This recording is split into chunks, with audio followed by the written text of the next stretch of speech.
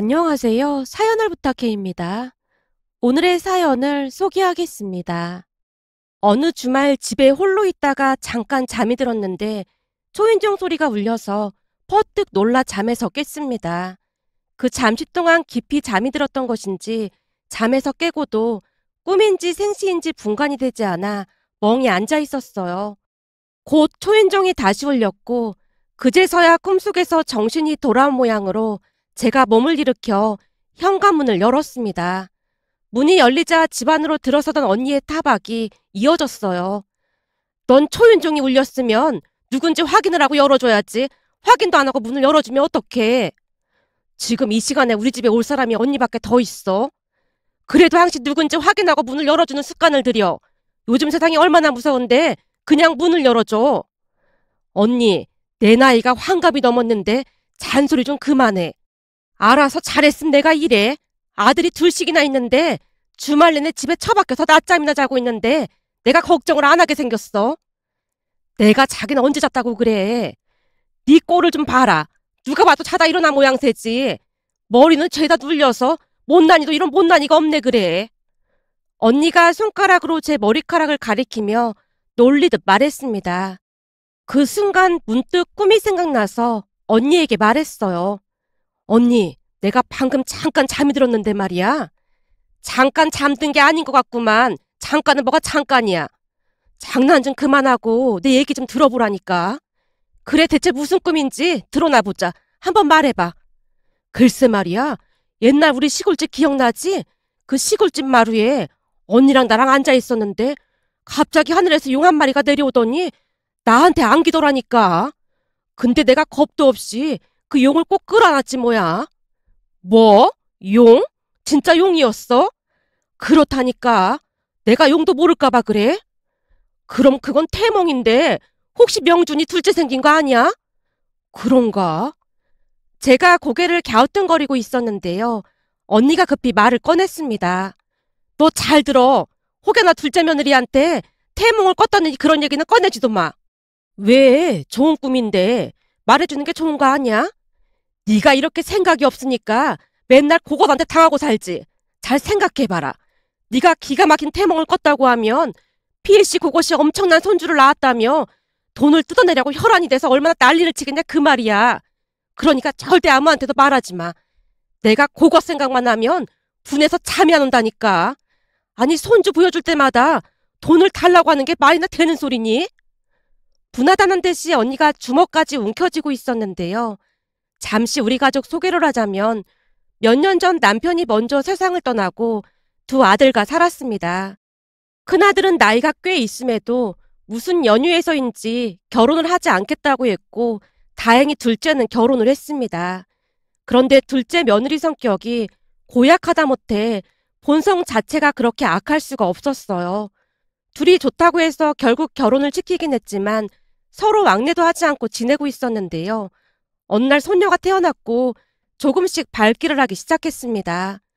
평소 둘째 며느리가 얼마나 계산적인지 잘 알고 있었기에 뭔가 꿍꿍이가 있다는 생각을 하긴 했지만 너무나 예쁜 손녀에게 혼이 쏙 빠진 채 그만 둘째 며느리에게 휘둘리고 말았습니다. 시간이 지날수록 눈치 빠르고 여우 같은 둘째 며느리가 잔머리를 쓰기 시작했는데요.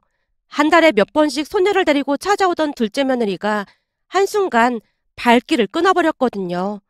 전화도 받지 않아 둘째 아들에게 전화를 했더니 잘 모르겠다는 말만을 할 뿐이었습니다. 그렇게 몇 달이 지나갔고 시간이 지날수록 손녀 얼굴이 눈에 밟혀서 힘든 시간을 보내고 있었습니다.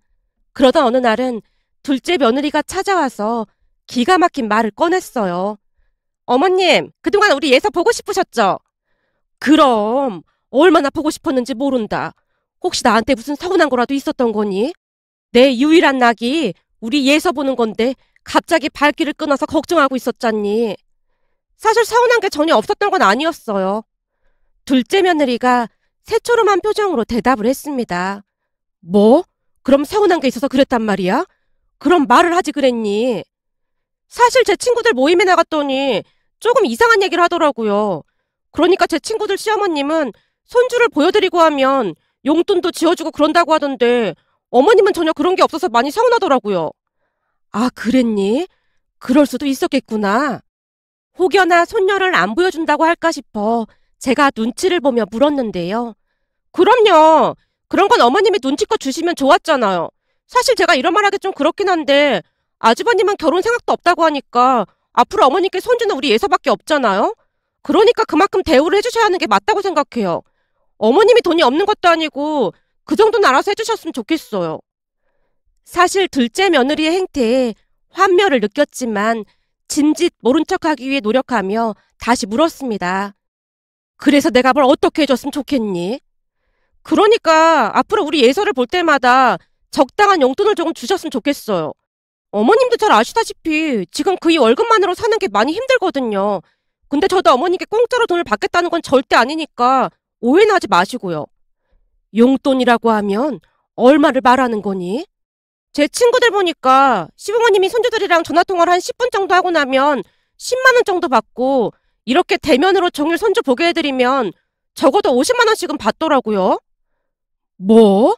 그러니까 직접 눈으로 볼 때마다 50만 원씩을 내란 말이니?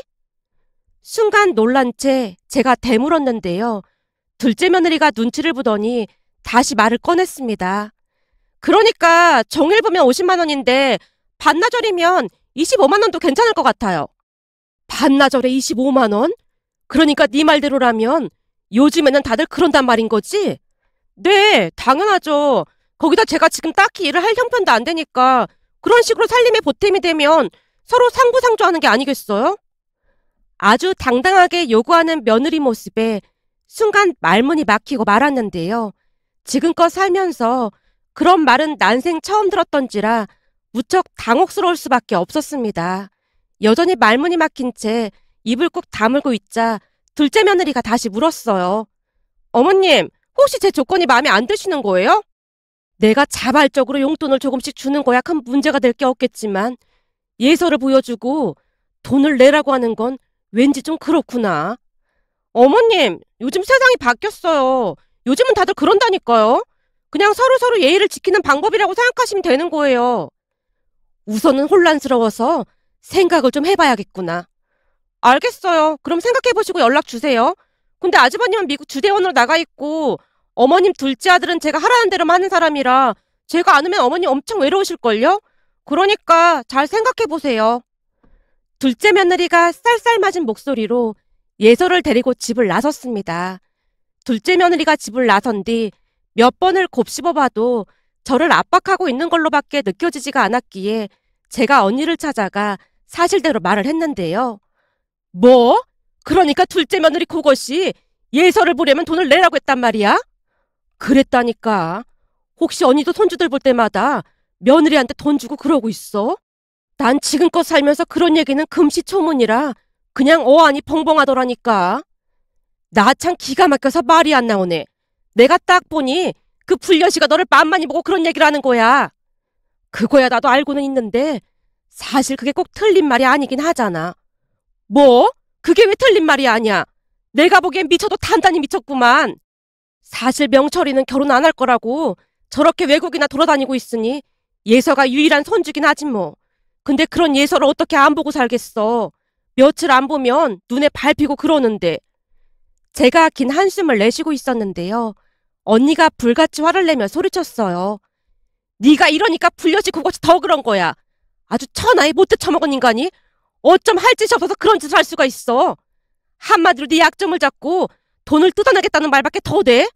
내가 보니 제일 큰 문제는 명준이야.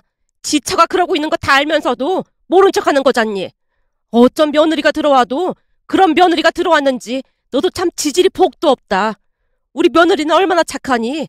내가 돈을 줘도 잘 받지도 않아. 무뚝뚝한 네 형부도 며느리 말이라면 해달라는 대로 다 해주잖니. 그러니까 집안에 사람이 잘 들어와야 하는데 어디서 불려시 같은 게 들어와서 집안을 이따위로 만들어. 아무튼 넌 절대 그 불려시한테 돈 주고 그러지 마. 알겠어? 언니가 목에 힘까지 주며 말을 하고 있었는데요. 이성적으로 생각을 할 때는 당연히 맞는 말이었지만 방긋방긋 웃고 있는 예서를 못 본다는 생각만으로도 답답하고 우울한 마음이 가득할 뿐이었습니다.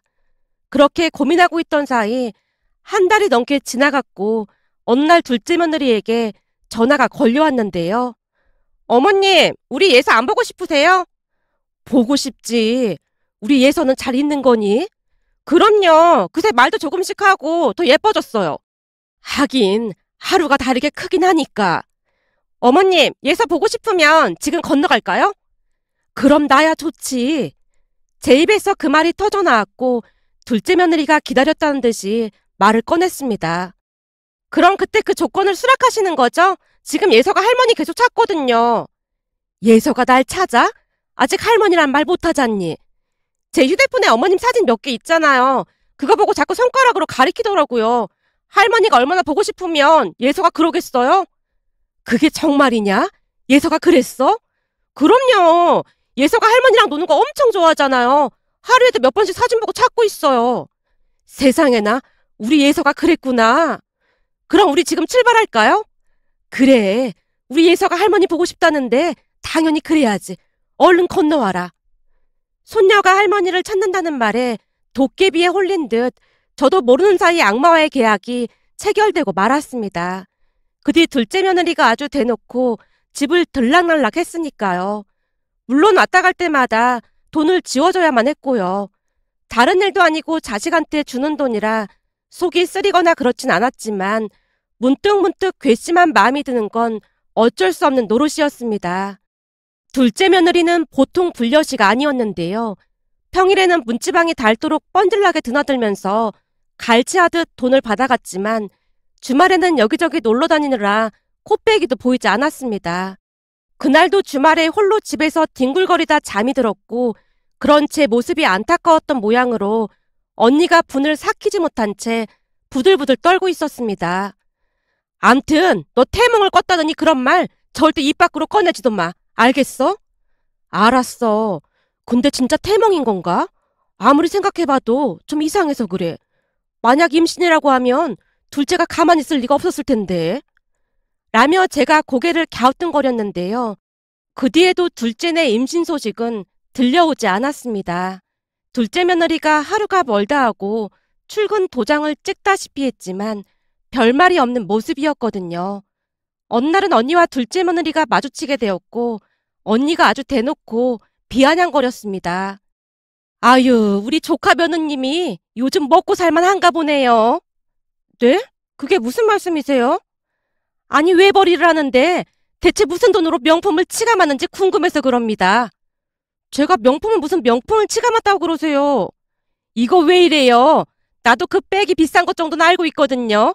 거기다 신발까지 명품을 신었네. 요즘 아주 잘 나가시나 보네요. 아니, 이거 다 짝퉁이에요. 그러니까 오해하지 마세요.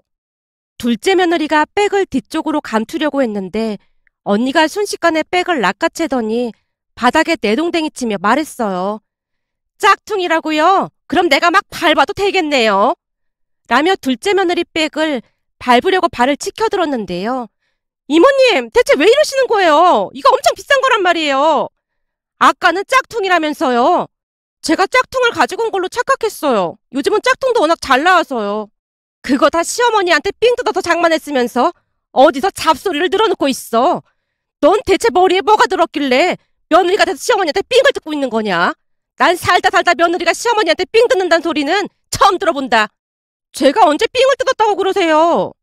네가 얘에서 보여주고 돈 받아가는 게 삥 뜯어가는 게 아니고 뭐야? 너 인생 그렇게 살지 마라. 내가 장담하는데 너 그렇게 살다가 나중에 네 자식한테 그대로 돌려받아. 인과응보가 왜 있는 줄 알기나 해? 너같이 못해 처먹은 것들이 대가를 치르라고 있는 거야. 이모님, 지금 저한테 저주라도 내리겠다는 말씀이세요? 내가 언제 저주를 내렸니? 난 그저 네 업보에 대해 대가를 치르라고 말을 한 것뿐인데 평생 네 업보 짊어지고 자식한테 똑같이 당하면서 살기 바라마. 언니가 작정하고 둘째 며느리를 몰아붙이고 있었기에 제가 언니를 말렸는데요. 이미 잔뜩 화가 난 며느리가 예서를 데리고 집을 나섰습니다. 그 뒤 며느리는 또다시 한동안 발길을 끊었어요. 그날 언니 말을 듣고 많은 생각이 들었기에 며느리에게 전화를 하거나 하진 않았습니다. 그렇게 시간이 얼마나 지났을까요? 어느 날 첫째 아들한테 전화가 걸려왔습니다. 엄마, 나 이번 달에 한국 들어가요. 한국에 들어온다고? 휴가인 거야? 아니요. 이번에는 아예 들어갈 것 같아요. 그게 정말이니? 아예 들어오는 거라고? 네. 이제는 저도 한국에 정착해야죠. 라며 소식을 전해왔습니다. 둘째네도 소식을 끊고 있던 찰나에 제게는 담비와도 같은 소식일 수밖에 없었고 첫째가 들어오기만을 손꼽아 기다리고 있었어요. 그 뒤 시간이 지나 드디어 큰아들이 한국에 들어왔는데 집 안으로 들어서던 큰아들을 보며 놀란 채 할 말을 잃고 말았습니다. 첫째가 누군가와 같이 집 안으로 들어왔거든요. 잠시 두 사람을 둘러보고 있었고 첫째가 먼저 입을 열었습니다. 엄마, 많이 놀랐죠? 여기는 지금 제가 만나고 있는 사람이에요. 뭐? 만나고 있는 사람? 그러니까 사귀는 사이인데 곧 결혼할 생각이에요. 뭐? 결혼? 너 결혼 안 한다고 했잖아. 결혼 이야기만 나면 펄쩍펄쩍 뛰던 네가 결혼을 하겠다는 거야? 언제는 내가 결혼하는 게 소원이라고 하시더니 반응이 왜 그래요? 정말이니? 정말 결혼하는 거야? 그렇다니까요. 결혼을 좀 서두를 생각이에요. 그럼 나야 좋지. 난 무조건 다 찬성이야. 제가 뛸 듯이 기뻐하며 예비 며느리 손을 덥석 잡았는데요. 아들이 민망한 듯 말했어요. 엄마, 어떤 사람인지 묻지도 않는 거예요? 물어볼 게 뭐가 있어. 네가 선택한 사람이라면 난 무조건 괜찮다. 엄마, 그리고 할 말이 더 있는데요. 라며 아들이 뜸을 들이다가는 어마어마한 이야기를 꺼냈습니다. 저기, 엄마, 놀라지 말고 들어요. 그러니까 지금 이 사람이 홀몸이 아니에요. 홀몸이 아니라니? 그건 또 무슨 말이야? 그러니까 이제 곧 엄마 손주가 태어날 거다 그런 말인 거지. 뭐? 손주? 그게 정말이야? 손주라는 말에 믿겨지지 않아 예비 며느리를 바라만 보고 있었는데요. 어머님, 많이 놀라셨죠? 죄송합니다. 죄송하긴 뭐가 죄송해요. 알고 보니 그 태몽이 니들 태몽이었구나. 태몽? 설마 벌써 태몽까지 꾼 거야? 라는 아들의 말에 태몽 이야기를 해줬는데요. 너무나 놀란 나머지 믿지 못하는 모습이었습니다. 그날 아들에게 듣자 하니 둘 다 결혼 생각이 없어서 연애만 하기로 했다는데 어느 날 갑자기 임신이 됐다고 하네요. 고민 끝에 결혼을 하기로 했고요. 예비 며느리는 성격이 수다분하고 밝아 보이는 모습이었어요. 예비 며느리가 인사를 하고 가자마자 언니에게 사실을 알렸더니 빛과 같은 속도로 집으로 찾아와서 물었습니다. 그게 진짜야? 진짜로 결혼한대? 그렇다니까. 우리 나이쯤 되면 그냥 딱 봐도 알 수 있잖아. 예비 며느리가 그 불려시와는 다르게 성격이 수다분하고 착해 보이더라고. 아주 맘에 쏙 들어. 둘째 걔는 첫인상 자체가 별로였잖아. 그것이 요즘 찾아오지도 않고 있지? 그렇지 뭐. 아마도 돈 떨어지면 슬금슬금 기어 나오지 않겠어? 이제는 큰아들도 들어왔고 거기다 임신까지 했다고 하는데 둘째 그곳을 완전히 끊어내야 한다. 아니지. 한번 식사자리 마련해서 바짝 약을 올려야겠구나. 뭐하러 그래. 그냥 상종을 하지 않는 게 상책이야. 지금까지 당한 게 있는데 그렇게는 못하지. 둘째 내한테도 예비 며느리 소개해줘야 하잖니? 그 자리에 나도 같이 나가야겠다. 언니가 의미심장한 미소를 짓고 있었습니다. 그렇게 며칠이 지났고 오랜만에 온 가족이 한자리에 모였는데요. 첫째가 결혼할 것이라는 말에 둘째 며느리의 얼굴이 사색이 되다 못해 새하얗게 질려 있었습니다.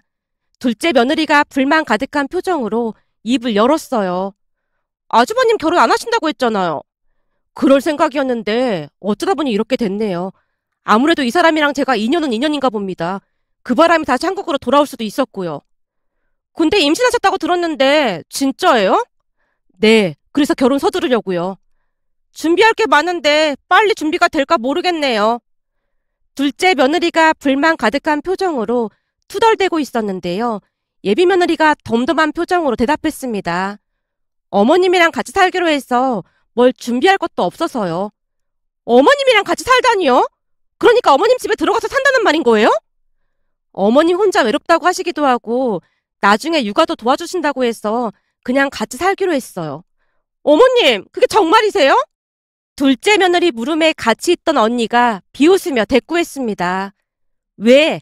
이제는 돈 나올 구석이 없을 것 같아서 앞이 깜깜해서 그래? 너 그동안 시어머니 삥 뜯느라 아주 바빴었는데 이제는 아주 한가해지겠구나. 이제 더 이상 명품 구경도 못하겠네. 이모님 왜 저한테만 그러시는 거예요? 네가 하는 짓거리가 보통 사람이 할 짓은 아니잖니. 그러니 나도 보통 사람처럼 대하지 않는 것뿐이야. 사람 같아야 사람 대접을 해주지. 언니가 대놓고 잔소리를 퍼부었는데요. 그 바람에 둘째 며느리가 씩씩거리며 나가버렸고 둘째 아들도 그 뒤를 따라 나갔습니다. 두 사람이 나가자마자 언니가 예비 며느리에게 말했어요. 식사하는데 불편하게 해서 미안해요. 사실 그동안 내가 벼르고 있었거든요. 저것이 내 동생을 어찌나 힘들게 했는지 몰라요. 아닙니다. 저는 괜찮습니다. 그리고 학가한다고 들었는데 괜찮겠어요? 네, 저는 오히려 어머님이 육아를 도와주신다고 해서 죄송하고 감사한 마음뿐인걸요. 항상 감사하는 마음으로 잘하고 살게요. 정말 고마워요. 그동안 내 동생이 둘째 눈치 보며 사는 거 보면서 내가 혼자 얼마나 울었는지 몰라요.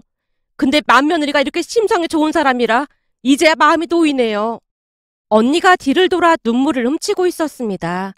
괜히 마음고생을 시킨 것 같아서 언니에게 미안한 마음이 가득했답니다. 그 뒤 첫째 아들은 서둘러 결혼을 했고 합가해서 같이 살게 되었습니다. 아무래도 처음에는 첫째 며느리 눈치가 보여 조심조심 행동할 수밖에 없었는데요. 첫째 며느리는 제가 생각했던 것보다 훨씬 착했습니다. 우선은 예민하지 않고 덤덤한 편이라 시간이 갈수록 불편한 마음이 사라졌어요. 거기다 주말이면 같이 외출을 하자며 직접 화장도 해주고 이것저것 신경을 써줬는데요. 어머님, 제가 알아봤는데 여기가 맛집이래요. 이모님도 모시고 같이 갈까요? 언니까지? 네, 그래야 어머님이 더 즐거우실 것 같아서요. 라며 배려해주는 모습에 참 고맙기만 했습니다. 그동안 둘째 며느리한테 학을 떼었던지라 혹시나 문제가 생기지 않을까 약간 걱정이 되긴 했지만 큰 문제 없이 잘 지냈습니다.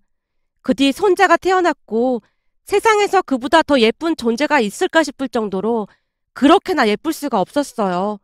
그동안 눈치를 보며 봤던 것과는 다르게 마음이 편해서 그랬던 것인지 더욱 예쁠 수가 없었습니다.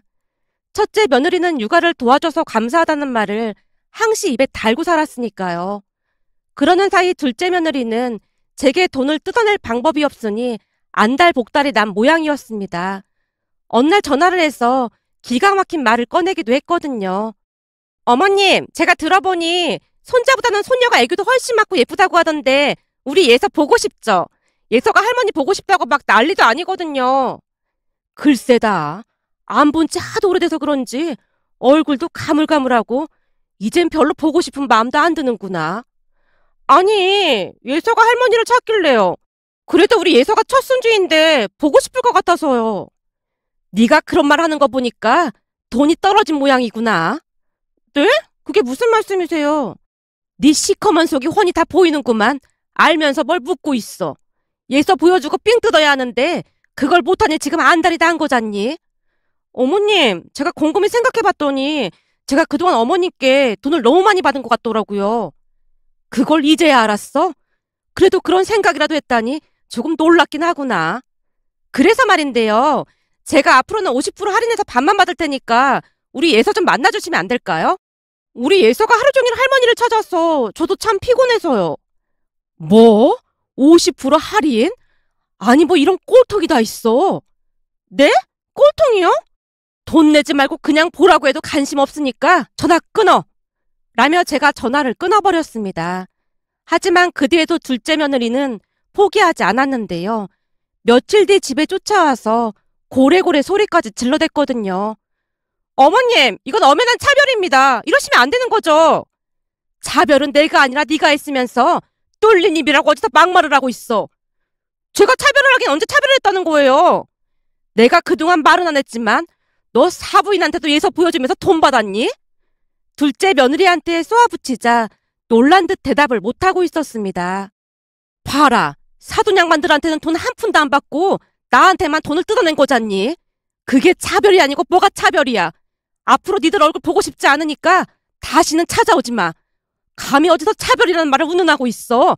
꼴도 보기 싫으니까 당장 나가. 라며 제가 둘째네를 내쫓아버렸습니다.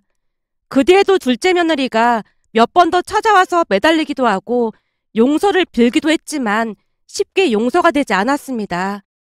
결국 지금까지도 왕래를 하고 있지 않답니다. 그 사이 첫째 며느리가 둘째 손녀까지 출산해서 바쁘게 살다 보니 전혀 생각이 나지도 않았고요.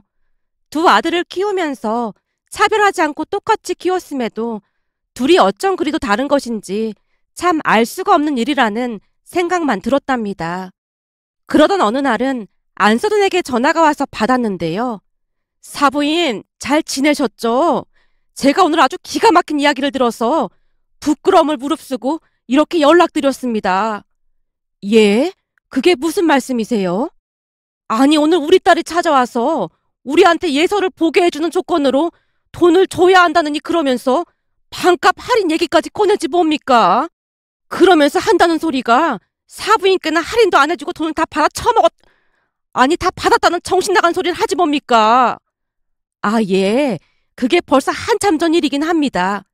세상에나? 그럼 그게 다 사실이란 말이네요.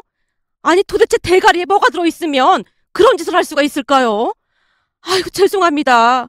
제가 너무 화가 나서 실수를 했네요. 제가 그 미친 인간 때문에 창피해서 얼굴을 못 들겠습니다. 도대체 누구 닮아서 그 모양인 건지 당차 알 수가 없네요. 괜찮습니다. 우리 아들도 똑같은 인간인데 제가 누굴 탓하겠습니까? 사부인, 제가 사과드리겠습니다. 정말 죄송합니다. 그래서 말인데 그동안 그 미친... 아니, 그러니까 그 인간이 받아간 돈은 제가 입금해 드리겠습니다. 예? 아닙니다. 괜찮습니다. 사부인께서 이리 이해해 주시는 것만으로도 감사할 뿐인걸요. 아닙니다. 제가 그 미친 인간을 족쳐서... 아이고, 죄송합니다.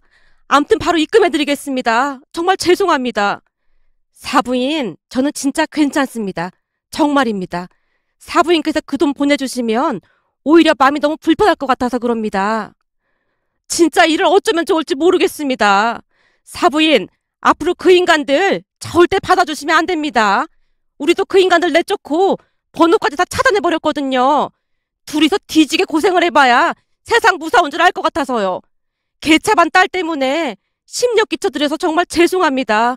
저희가 한번 찾아뵙고 정식으로 사과드리겠습니다. 라며 안사돈이 전화를 끊었는데요. 아무래도 돈이 궁해진 모양으로 둘째 며느리가 친정까지 가서 재개했듯이 똑같이 했던 모양이었습니다. 그 바람에 사돈 두 분이 난리를 치고 내쫓았고 말이죠. 다행히 사돈 두 분은 며느리와는 다른 모습이었기에 안도의 한숨을 내쉬었는데요. 내가 낳은 내 자식도 그 모양이었기에 사돈 두 분 심정도 충분히 이해가 되었답니다. 그 뒤 둘째네는 양가에서 팽당한 채 살고 있는데요. 양가에서 워낙 강하게 나가다 보니 쥐죽은 듯 조용히 살고 있답니다. 며칠 전 언니와 이런저런 이야기를 하다가 예전 일이 떠올라 이렇게 글 남겨봅니다. 오늘의 사연은 여기까지였습니다. 즐겁게 보셨다면 구독, 좋아요 부탁드립니다. 고맙습니다.